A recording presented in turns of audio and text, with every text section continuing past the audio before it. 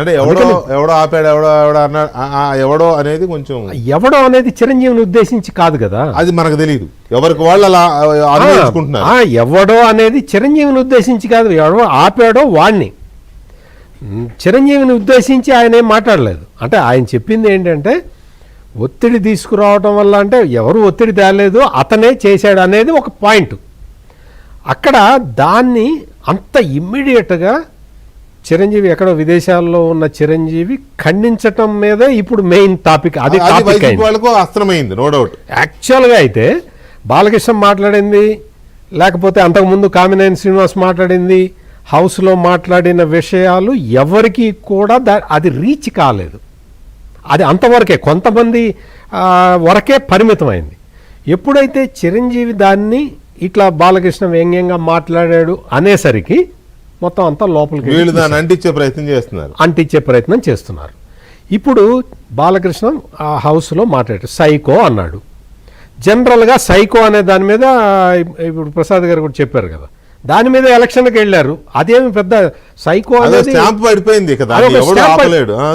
It is psycho అనేది it is not an unparliamentary word in parliamentary democracy. ఆ మాట మాట్లాడాడు. అంటే ఒక వ్యక్తిని ఉద్దేశించి అది మాట్లాడకూడదా డిబేటబుల్. కానీ సైకో అనే పదం మాత్రం it is not unparliamentary word in the assembly, parliamentary system. Balakrishna గారు అన్నది ఎందుకో హుందాగా అయితే లేదా, సైకో గారి దగ్గరికి అన్నారు.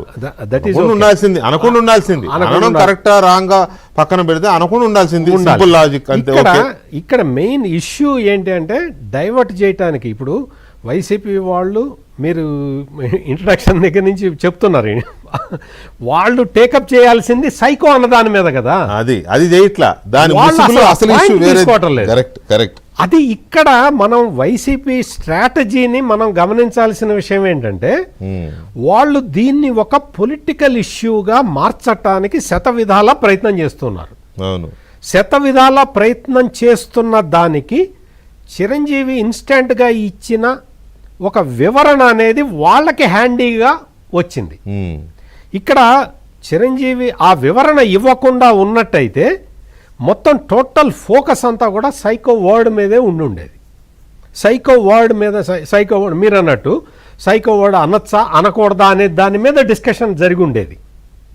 ఇప్పుడు చిరంజీవి ఎప్పుడైతే ఆ వివరణ ఇచ్చాడో దాన్ని వైసీపీ వాళ్ళు పొలిటికల్ అడ్వాంటేజ్ తీసుకుంటున్నారు. ఇది ఇక్కడ అంటే పొలిటికల్గా వైసీపీని వ్యతిరేకించే వాళ్ళు చేస్తున్న వాదన ఇది. అంటే వైసీపీ ఏది అవకాశం వస్తుందా అంటే కొన్ని కులాల మధ్య వీటి మధ్య తగాదా పెట్టడానికి ఏది అవకాశం వస్తుందా అని చూస్తున్నారు. ఏ ఆపర్చునిటీని వాళ్ళు వదులుకోవట్లేదు. ఆ పరిస్థితుల్లో హ్యాండీగా వాళ్ళకి ఈ ఇష్యూ దొరికింది అనేదే ఇక్కడ ఇష్యూ.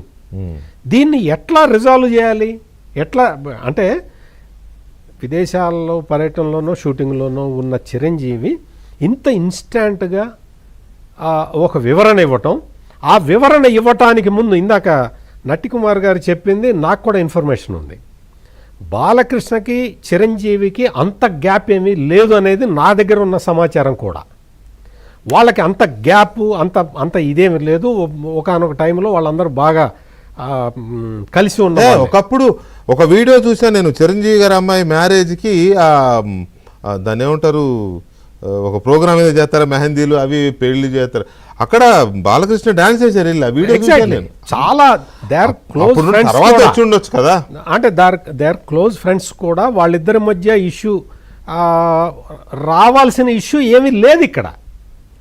ఇక్కడ మొత్తం మెయిన్గా ఈ అసెంబ్లీలో బాలకృష్ణ మాట్లాడిన దాని మీద అంత ఇన్స్టంట్గా చిరంజీవి దగ్గర నుంచి రిప్లై రావటం అనేది ఎందుకు వచ్చింది అనేదే ఇప్పుడు ప్రధానమైన రిప్లై రావడం అనేది ఎందుకు వచ్చింది అనేది ఒక ఇష్యూ అయితే, ఆ రిప్లైయే ఇప్పుడు వైఎస్ఆర్ కాంగ్రెస్ పార్టీకి ఆయుధమైంది.